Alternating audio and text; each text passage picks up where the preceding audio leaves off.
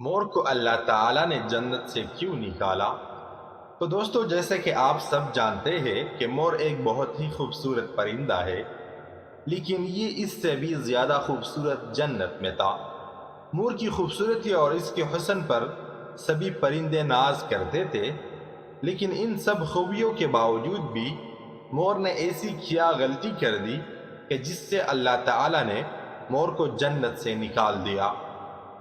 اللہ تبارک و تعالی نے جب حضرت آدم علیہ السلام اور اماں حوا کو پیدا کیا تو اس کے بعد ان کو جنت میں بھیج دیا۔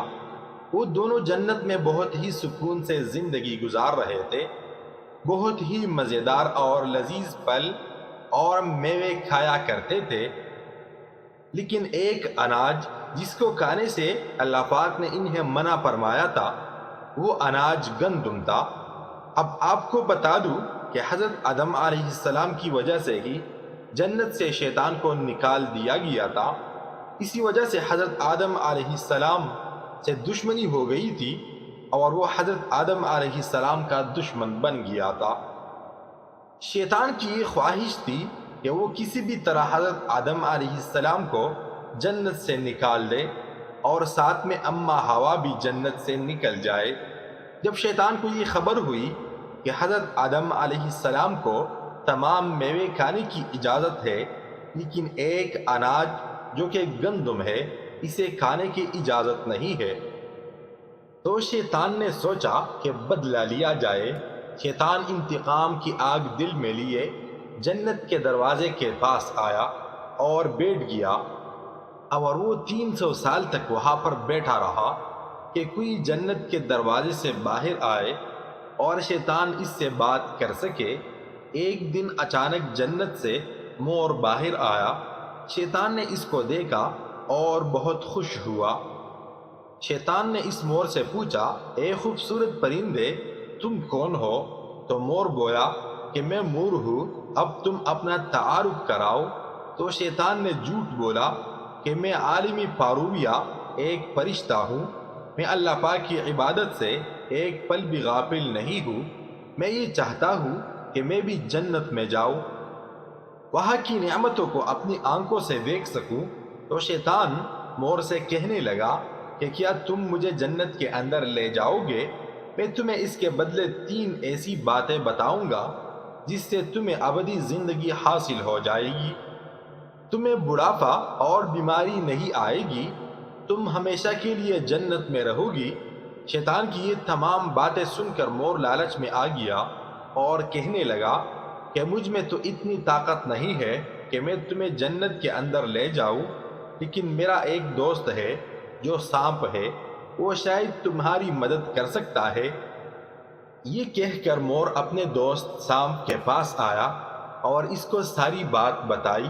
سانپ بھی شیطان کی باتوں سے بہت خوش ہو گیا، پھر شیطان کو اپنی منہ میں چھپا کر جنت میں داخل ہو گیا، اور یوں شیطان اپنے میں کامیاب ہو گیا۔ جنت کے تمام نگہبانوں کو یہ معلوم تھا کہ شیطان یہ چال چل رہا ہے اور جنت میں آ چکا ہے۔ فرشتے شیطان کو جنت سے نکالنے لگے، تبھی اللہ پاک کا حکم ہوا کہ اس کو ابھی جنت میں ہی رہنے دیا جائے۔ وہ فرشتے اللہ تبارک و تعالی کے حکم سے رک گئے۔ شاید حضرت آدم علیہ السلام کا امتحان تھا۔ شیطان حضرت آدم علیہ السلام کے پاس اور اماں حوا کے پاس جا کر اپنی محبت کا اظہار کرنے لگا۔ وہ دونوں ہی شیطان کو پہچان نہ سکے، کیونکہ ماضی کے مقابلے میں شیطان کی شکل تبدیل ہو چکی تھی۔ شیطان کہنے لگا کہ میں چاہتا ہوں کہ آپ دونوں ہمیشہ جنت میں اسی طرح رہے اور ہمیشہ خوش رہے۔ حضرت آدم علیہ السلام نے اس کی بات بہت غور سے سنی۔ شیطان نے کہا کہ اگر آپ لوگ میری بات پر عمل کریں گے تو آپ کو جنت کی اور بھی سہولتیں ملے گی۔ حضرت آدم علیہ السلام شیطان کے بہکاوے میں آ گئے اور کہنے لگے کہ یہ کیسے ممکن ہے؟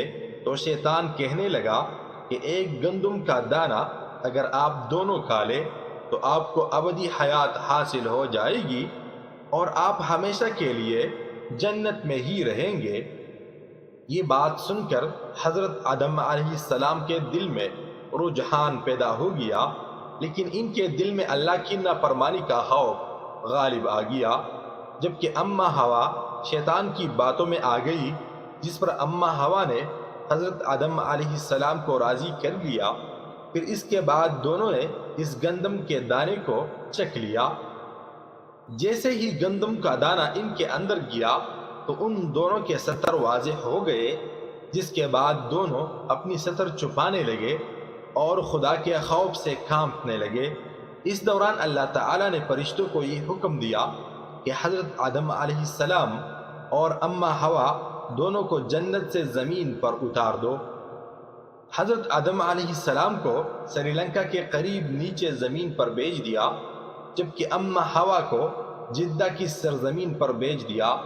جن خوبصورت پیروں سے چل کر مور شیطان کو جنت کے اندر لے کر آیا تھا، وہی خوبصورت پاؤں اللہ پاک نے مور سے لے لیے۔ سام جو اپنے منہ میں شیطان کو چھپا کر لایا تھا، اس کے منہ کی خوبصورت خوشبو کو چھین کر اس میں زہر ڈال دیا گیا۔